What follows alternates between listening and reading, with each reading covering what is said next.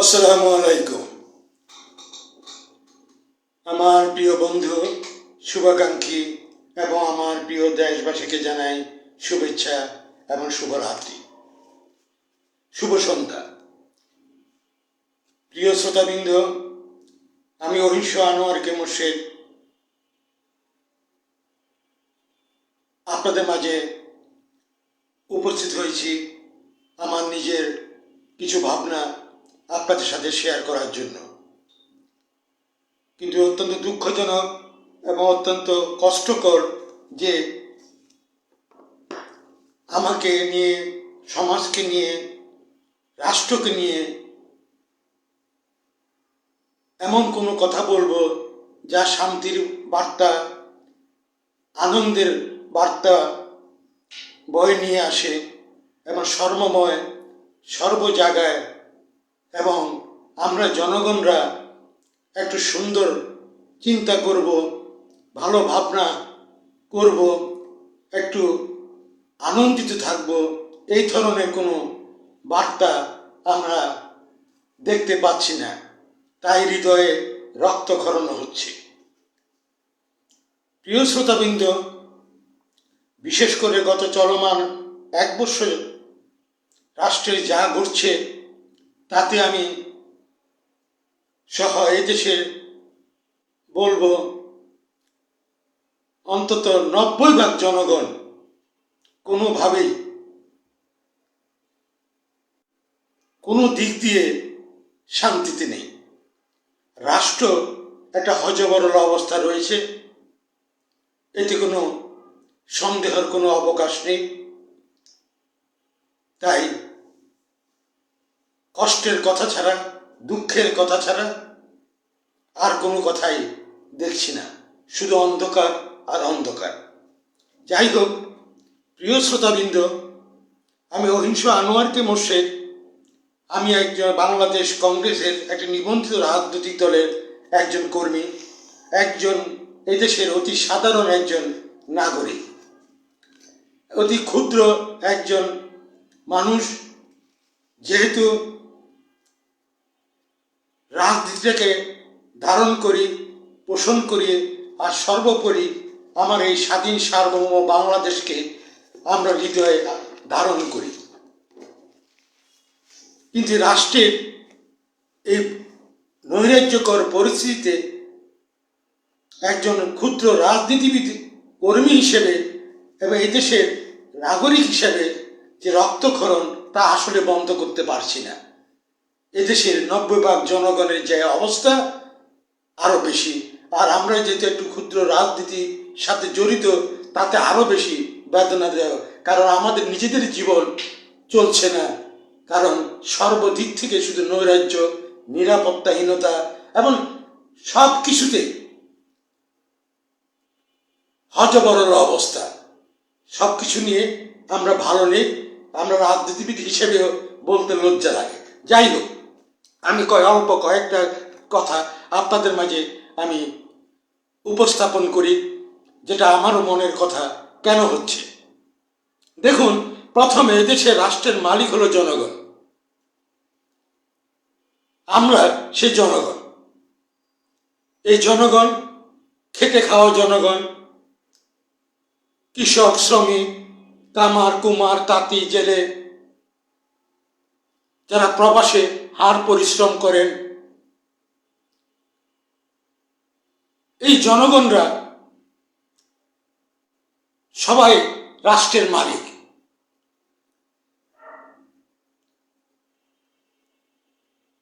বাংলাদেশের সাথে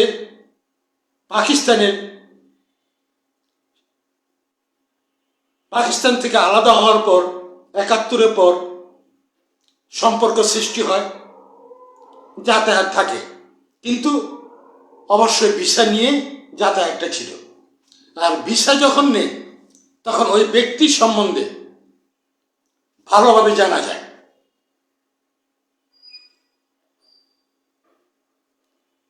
কিন্তু বর্তমানে আমরা দেখছি যে পাকিস্তান আর বাংলাদেশ ভিসাকে একেবারে উন্মুক্ত করে দিল, ভিসা ফ্রি। যদি অন্য কোনো দেশ হতো, এত উদ্বেগ উৎকণ্ঠা আমরা করতাম না জনগণরা। এখন করছে এই কারণে, কারণ পাকিস্তানের জন্মের পর থেকে 47 থেকে এরা কোনো গণতন্ত্র কি জিনিস এরা জানে না। খুন খারাপি ওদের লেগে আছে। সংক্ষিপ্ত কথায় ওদের এমন কোনো প্রোডাক্টিভিটি নেই। একটি প্রোডাক্টিভিটি আছে, সেটা হলো যে সন্ত্রাসবাদ তৈরি করা। স্বল্প শিক্ষিত লোকজনকে টাকা পয়সা দিয়ে তাদেরকে ভয়ঙ্কর অস্ত্র শস্ত্র প্রশিক্ষণ দিয়ে অন্য দেশে রপ্তানি করা, এই ছাড়া কোনো কিছু নেই। এই জন্যই আমরা বাংলাদেশিরা আমরা আতঙ্কিত ভিসা ফ্রি হওয়াতে পাকিস্তানের সাথে। কারণ পাকিস্তানের সাথে আমাদের এমন কোনো ব্যবসায়ী লেনদেন এবং আমাদের কালচারাল আশাকে পোশাকে খাবারে দাবারে এবং সেই কয়েক হাজার মাইল কিলোমিটার দূরে তাদের সাথে আমাদের কোনো কিছুতে কোনো মিল নেই, ভাষাতে মানে কোনো ক্ষেত্রে না। এবং ওই পাকিস্তান থেকে আনার মতো তেমন নাইও কিছু। একটা জিনিসই আছে বিশ্বের অনেক দেশে নেই, সেটা হলো ভয়ঙ্কর দস্যুদেরকে ওরা তৈরি করে। এই যে ভিসা ফ্রি, এই দেশের জনগণরা মনে করে বাংলাদেশ পাকিস্তানের যে ভিসা ফ্রি হয়ে গেছে, করে দেওয়া হয়েছে, অনতিবিলম্বে আগের মতো ভিসা নিয়ে আসার ব্যবস্থা করা হবে এবং ভিসা ফ্রি বন্ধ করে দেওয়া হবে। কারণ এটি আমার স্বাধীন সার্বভৌম রাষ্ট্রের জন্য ভয়ঙ্কর হুমকি হয়ে দাঁড়িয়েছে এবং হুমকি স্বরূপ। সে 80 দশকে আমরা শুনেছি আমরা হব তালেবান, বাংলা হবে আফগান স্লোগান বায়তুল মোকাররমের দক্ষিণ গেটে। শত শত সশস্ত্র ট্রেনিং নেওয়ার জন্য কিন্তু ওই দেশে গেছে এবং এই পার্শ্ববর্তী দেশও গেছে। বাংলাদেশে হাজার হাজারে প্রশিক্ষণ নিয়ে আসছে। সেই জন্য আন্তর্জাতিক বিশ্ব সভ্য দেশগুলিও এই পাকিস্তান নামক দেশটিকে কখনোই পছন্দ করে না। আর আমাদের প্রতি কি জুলুমগুলো করে গেছে এটা তো আমরা জানি, ওগুলো বললাম না। কিন্তু একটি চাওয়া, ভিসা নিয়ে আসতে হবে। আর আমাদের দেশের জনগণ পাকিস্তানে যাওয়ার কোনো কারণ না, যদিও যায় অতি স্বল্প। বা আমাদের দেশের মানুষগুলি অত্যন্ত মানবিক, পাকিস্তানিদের মতো এত ভয়ঙ্কর নয়। আর আমরা একটা গণতান্ত্রিক দেশ, স্বাধীন সার্বভৌম। তাই জনগণ দেশের নিরাপত্তার স্বার্থে, আমি একজন রাজনীতিবিদ হিসেবে এবং এই দেশের অতি সাধারণ একজন নাগরিক হিসেবে আমরা চাই যে পাকিস্তান আর বাংলাদেশের মাঝে যে ভিসা ফ্রি করে দেওয়া হয়েছে, অনতিবিলম্বে রাষ্ট্রের নিরাপত্তার স্বার্থে বন্ধ করে দেওয়া হোক। কারণ সঙ্গ দোষে কিন্তু নষ্ট হয়। ওই ক্ষেত্র থেকে যারা আসবে তারা দস্যু বা আসছে, চলে আসছে, অনেকে আসার ভিতরে আছে, যাওয়ার ভিতরে আছে। এই দস্যুদের সাথে যদি আমার দেশের কোমলমতি ভাটি অঞ্চলের মানুষ, নরম মনের মানুষরা যদি মিশে যায়, তারাও কিন্তু দস্যু হয়ে যাবে, ভয়ঙ্কর হয়ে যাবে। রাষ্ট্র তখন নিরাপত্তাহীনতায় ভুগবে, অলরেডি ভোগা শুরু হয়ে গেছে। তাই এই রাষ্ট্রেই পাকিস্তানের সাথে রাষ্ট্রের নিরাপত্তার সাথে, সংস্কৃতিকে রক্ষার স্বার্থে, স্বাধীন সার্বভৌম রাষ্ট্র রক্ষার স্বার্থে অনতিবিলম্বে ভিসা ফ্রি বন্ধ করা হোক। যারা রাষ্ট্র পরিচালনা করছেন তাদের কাছে জনগণের আকাঙ্ক্ষিত একটি দাবি। আশা করি জনগণের কথাগুলি হৃদয় দিয়ে উপলব্ধি করতে পারবেন। দ্বিতীয় হল যে জাতিসংঘ তৈরি তো এমনি হয় নাই, জাতিসংঘটাও কিন্তু তৈরি হয়েছে যে শিকাগোতে শ্রমিকদেরকে যে হত্যা করা হয়েছিল তারই কিন্তু ধারাবাহিকতা একটা আছে।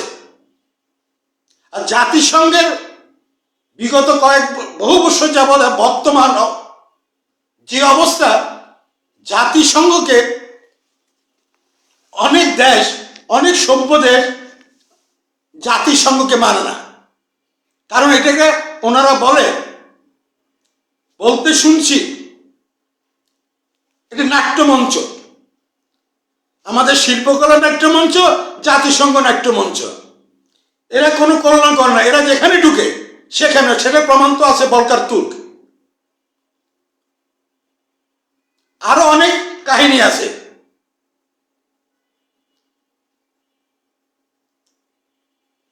অজুহাত ঢুকিয়ে আফগানিস্তানে এসে ওটাকে ধ্বংস করে দিয়ে গেছে। ইরাকে ঢুকে যে পরমাণু অস্ত্র আছে বলে সাদ্দাম হোসেনের সর্বনাশী ইরাকটাকে ধ্বংস করে দিয়ে গেছে। ওরা একটা ছুতো নিয়ে যেখানে যাবে সেখানে শেষ। আর আমাদের দেশে জাতিসংঘের মানবাধিকার অফিস ছিল না। আমেরিকান এমবেসি থাকুক, এটা হলো রাষ্ট্র। জাতিসংঘের আমার দরকার নেই। ওরা কি মানবাধিকার দেখাবে, কি মানবাধিকার কর্ম আমার দেশের প্রতি করছে? তাই এই দেশের জনগণ চায়, এবং আমি একজন ক্ষুদ্র মানুষ হিসেবে এই দেশের শতভাগ জনগণ, 90% জনগণের সাথে একই মত পোষণ করে বলছি, ঢাকায় যে জাতিসংঘের মানবাধিকার কমিশন যে অফিস, অনতিবিলম্বে বন্ধ করা হোক। আমার রাষ্ট্রটি স্বাধীন, সার্বভৌম, 30 লক্ষ শহীদের রক্ত, 2-3 লক্ষ মা বোনদের সংগ্রামের বিনিময়ে এই 54 বছর দিকে দিকে আমরা বেঁচে থাকার চেষ্টা করছি। সেই জায়গায় জাতিসংঘ বলকার তুর্কের যে প্রথম রিপোর্ট, এর পর্বত জাতিসংঘের যে কর্মকাণ্ড, মানবাধিকার কমিশনের যে কর্মকাণ্ড, জাতিসংঘের কর্মকাণ্ড বাংলাদেশকে নিয়ে যতটুকু আমরা বুঝতে পারতেছি, কোনো অশনি সংকেত ছাড়া ভালো কিছু নেই। কি এমন উঠে পড়ল 54 বছর কোন জাতিসংঘের অফিস করার, মানবাধিকার অফিস করার দরকার হয় নাই? কি এমন হইল যে এই 1 বছরের মধ্যে, এই কয়েক মাস আগে জাতিসংঘের অফিস বসাইতে হবে? দুরভিসন্ধ। কারণ আমেরিকানরা, জাতিসংঘ মানে আমেরিকার, যেখানে ঢুকছে তারা শত্রুর দরকার নেই। আজ কত বছর হলো, প্রায় 10 বছরের উপরে হয়ে গেল, আমাদের রোহিঙ্গাদের সমস্যার সমাধান করতে পারল না। কিসের জাতিসংঘ? তার মানবাধিকার অফিস আমার বাংলাদেশে এটার কোনো দরকার আছে বলে এই দেশের জনগণ মানে না, বরঞ্চ আমার দেশটাকে যা ইচ্ছে জাহান্নামে তৈরি করার জন্য এরা অফিস করেছে। তাই এদেশের জনগণ এবং এদেশ আমাদের মতো ক্ষুদ্র মানুষরা এবং রাজনীতি থেকে শুরু করে সাধারণ মানুষরা যারা রাষ্ট্রের মালিক, তারা চায় অনতিবিলম্বে জাতিসংঘের মানবাধিকার কমিশনের যে অফিস ঢাকাতে করা হয়েছে তা যেন বন্ধ করে দেওয়া হয়। এটা কিন্তু সোচ্চার একটা দাবি, যারা রাষ্ট্র পরিচালনা করছে, এটা শুনুন। এটি এক। দ্বিতীয়ত, রাষ্ট্রে কিভাবে চলছে, একের পর এক আমরা নাটকই দেখছি। শান্তির কোনো বার্তা নেই রাষ্ট্রের। আমরা যারা জনগণ, একেবারে গ্রামের একেবারে নিম্ন পর্যায় থেকে শুরু করে শহরে উচ্চ পর্যায় পর্যন্ত কেউ ভালো নেই। অর্থ, ব্যবসা বাণিজ্য, কৃষকের ফসল উৎপাদন সব কিছু বাটা, আমদানি রপ্তানি অর্ধেকের থেকে 60% কমে গেছে। রিজার্ভ বেড়েছে রেমিটেন্সের কারণে। আমদানি তো নেই, তাহলে রিজার্ভ থাকবে। ওইটা দিয়ে তাও এখানে নাকি শুনলাম প্রতিবেদন বিভিন্ন, এখানেও নাকি কিছু গোজামি থাকতেও পারে। আমি গোজামি বলবো না, যা বলছে আমি ধরে নিলাম সেটাই সত্য। কিন্তু রাষ্ট্রে তো কোনো ব্যবসায়িক কোনো ডিলিংস নেই। ব্যবসা বাণিজ্য সব, অনেক প্রতিষ্ঠান, বড় বড় প্রতিষ্ঠান, হাজার হাজার কর্মচারী আজ বেকার, কারণ ব্যবসা প্রতিষ্ঠান জ্বালিয়ে পুড়িয়ে দেওয়া হয়েছে। মিল কল কারখানা জ্বালিয়ে পুড়ে দেওয়া হয়েছে। বেকার আর বেকার। ওষুধের মূল্য বৃদ্ধি, ডাক্তারের স্বাস্থ্য সেবা নিতে পারছে না, আমি নিজেও পারছি না। সারা বাংলাদেশের মানুষের ভিতরে হাহাকার। তাই সবকিছু বন্ধ। এর পরবর্তীতে আমরা গর্ব করতে পারি আমাদের চট্টগ্রাম বন্দর নিয়ে। কখনোই তো প্রাইভেট সেক্টরে দেওয়ার নাম করে নাই। একবার কোন সরকার করার চেষ্টা করেছিল, শ্রমিক কর্মচারীদের প্রতিরোধের কারণে পারে নাই। কেন করবে? আমার কি চট্টগ্রাম বন্দর চলছে না? কোনোভাবে কোনো বিদেশির কাছে দিতে পারবে না এদেশের জনগণ, সেটা হতে দেবে না, এবং জনগণ স্পষ্ট বলে দিচ্ছে। এই দেখুন, কয়েকদিন আগে মানে প্রথম আলো থেকে সব পত্রিকায় লিখছে যে পণ্য বোঝাই না করে 6টি জাহাজ চট্টগ্রাম বন্দর ছেড়ে চলে গেছে।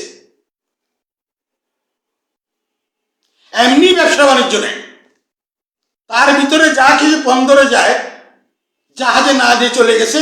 তার কারণ হলো যে ওখানে ট্রাক ঢুকতে পারে না, সেখানে শুল্ক বাড়িয়ে দেওয়া হয়েছে। যেখানে ছিল 57 টাকা হয়ে গেছে 200 টাকা মাসুল। এই যদি পরিস্থিতি হয়, রাষ্ট্রের কোনো ক্ষেত্রে কেউ বলতে পারবে না, কোন স্তরে কেউ বলতে পারবে না অন্তত 30-40% ভালো আছে।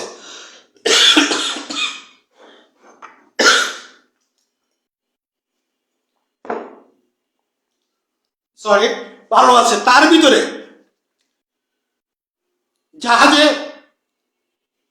জাহাজ পণ্য নিচ্ছে না। তার মানে কি, যারা রাষ্ট্র পরিচালনা করছেন তারা ব্যবস্থাপনা ঠিক মতো করতে পারছেন না।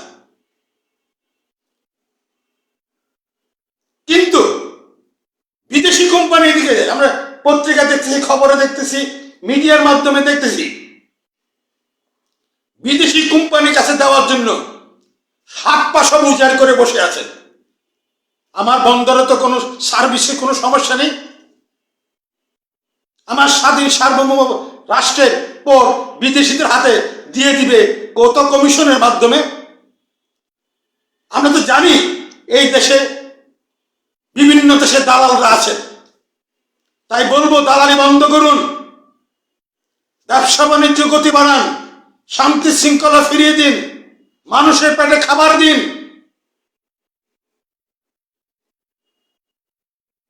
নাগালের মধ্যে দ্রব্যমূল্য এনে দিন, ওষুধের মূল্য বৃদ্ধি, ডাক্তারের ফি বৃদ্ধি, চিকিৎসা সেবা নিতে পারছে না, ওই দিকে কোনো খবর নেই। এদিক দিয়ে ব্যবসা বাণিজ্য শেষ, আয় রোজগার নাই, মানুষ হাহাকার করছে। এই ক্রন্দন কি যাচ্ছে? মনে হয় না। নাটক নিয়ে ব্যস্ত হবে না, জাতিসংঘ নাট্য মঞ্চ ওটা নিয়ে ব্যস্ত থাকলে হবে না।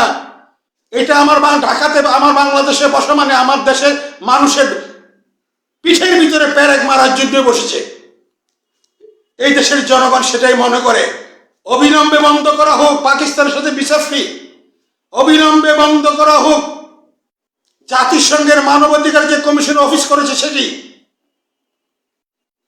ব্যবসা বাণিজ্য যেন বাড়ে এবং গণতান্ত্রিক রাষ্ট্রের মানুষের যেন নৈরাজ্যের হাত থেকে মুক্তি পায়, নিরাপত্তা যেন থাকে, রাষ্ট্রটি যেন সামগ্রিকতে একটি শান্তি বিরাজ করে, সেই ব্যবস্থা যা যা করণীয় পদক্ষেপ গ্রহণ করার জন্য।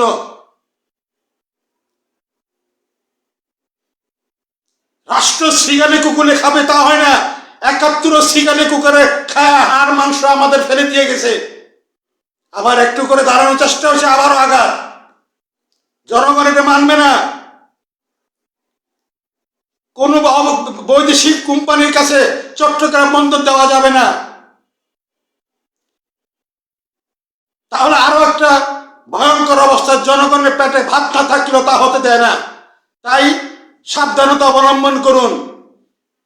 তারপরে আসেন আমাদের বিভিন্ন পর্যটন এলাকা, তার ভিতরে সেন্ট মার্টিন, এটা তো কারো বাপ দাদার পৈতৃক সম্পত্তি না, স্বাধীন সার্বভৌম রাষ্ট্রের সম্পত্তি। ট্র্যাক্টর থেকে ট্র্যাক্টরে বাড়ি হলে তেঁতুলিয়া গিয়ে বাড়ি করতে পারবে, বেড়াতে যেতে পারবে। আর আমার সেন্ট মার্টিনে এত বিধিনিষেধ কেন? কার এত আঙ্গুল চলতেছে? তাদের এখানে কি ইন্টারেস্ট? যে আমরা যেতে পারবো না সেন্ট মার্টিনে রাত্রি যাপন করলে, আমার ইচ্ছা আমি রাত্রি যাপন করব, ইচ্ছা আমার করব না। সেন্ট মার্টিনে যে জনগণরা থাকে তাদের কি অবস্থা? আমার এক দেশের ভিতরে আমরা যেতে পারবো না কেন? কার বাপের শক্তি? আমার সেন্ট মার্টিনে আমরা যেতে পারবো না, এত বিধি নিষেধ কেন? যারা এগুলো করছেন ভেবে চিন্তে করুন। শুধুমাত্র দুই একটা রাজনৈতিক দল নাই, বাংলা 56টা রাজনৈতিক দল, নিবন্ধিত রাজনৈতিক দল, তার ভিতরে একটি দল আছে বাংলাদেশ কংগ্রেস। কারো খায়ও না, পরেও না, দালালিও করে না। 10 লক্ষ কর্মকর্মী আছে বাংলাদেশ কংগ্রেসে, সারা বাংলাদেশে। বাংলাদেশ কংগ্রেস কোন দালালি, ভণ্ডামি, ভাওতাবাজি করে না। একটি নিবন্ধিত রাজনৈতিক দলের কর্মী হিসেবে, আমি বাংলাদেশ কংগ্রেসের কর্মী হিসেবে, একজন রাজনীতি হিসেবে আমি বলছি যে আমরা চাই আমাদের দেশটি, আমাদের যে স্বপ্নের সোনার বাংলা, সেটি চাই। আমরা কোনো হানাহানি, হিংসা, বিদ্বেষ, ঘৃণা, নোংরামি, নেকামি, মিথ্যা কথা বলা, মুনাফাখোরদেরকে, ঘুষখোর, চাঁদাবাজ, ধান্দাবাজ, অন্য দেশের দালাল, এদেরকে আমরা রাজনীতিবিদরা পছন্দ করি না। আমরা শুধু ভাবি আমাদের দেশটা কিভাবে সুন্দর থাকবে, আমরা কিভাবে সুন্দর থাকবো, কিভাবে 3 বেলা হাত হবে, ব্যবসা পথে কিভাবে বাড়বে, অর্থনৈতিক গতিশীলতা কিভাবে আসবে, সামাজিক শতভাগ সুরক্ষা কিভাবে আসবে। কারণ আমাদের আজ পর্যন্ত কেউ বলে নাই শতভাগ সোশ্যাল সিকিউরিটির কথা। অনেক ধান্দার কথা বলে, অনেক কথা বড় বড় গলাবাজি করে। রাষ্ট্রের জনগণ, রাষ্ট্রের মালিক, তাদের শতভাগ সোশ্যাল সিকিউরিটির হিস্সা, ন্যায্য হিস্সাটুকু আজ পর্যন্ত বুঝিয়ে দেওয়া হয় নাই।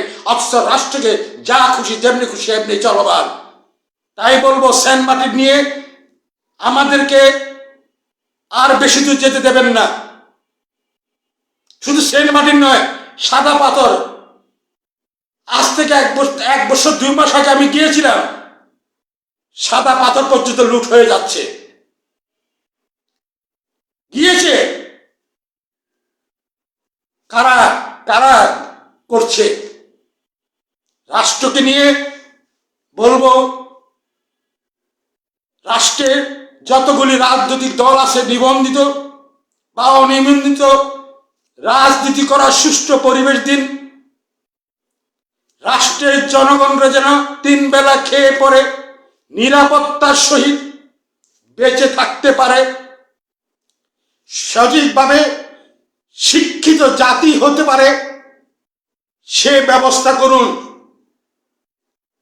গণতান্ত্রিক রাষ্ট্রকে শতভাগ গণতান্ত্রিক রাষ্ট্র পরিণত হওয়ার বাধা সৃষ্টি না করে দিয়ে সে ব্যবস্থা করুন। এদেশের জনগণ হালকা ছেড়ে দেয়, কিন্তু ছাইড়া দেয় না। তাই যাই বললাম, পাকিস্তানের সাথে বাংলাদেশের ভিসা ফ্রি থাকতে পারবে না। অনতিবিলম্বে জাতিসংঘের মানবাধিকার কমিশনের যে অফিস ঢাকা করা হচ্ছে তা যেন বন্ধ করা হয়, এবং চট্টগ্রাম বন্দর যেভাবে চলছে সেভাবে চলবে। প্রয়োজনে আরো গতিশীল করার জন্য কি করার সেই ব্যবস্থা গ্রহণ করুন। সেন্ট মার্টিন সহ সকল পর্যটক এলাকায় অবাধ যাতায়াত করবে, কোনো বাধা দেওয়ার চেষ্টা করবেন না। ভালো থাকুন, নিজে বাঁচুন, দেশ বাঁচান। চারিদিকে লক্ষ্য রাখুন, যেখানে হিংসা, বিদ্বেষ, যেখানেই দেখবেন সহিংসতা, সেখানেই প্রতিবাদ করুন, প্রতিরোধ করার চেষ্টা করুন। তবে ভাষা হতে হবে অহিংস, রক্তপাতহীন।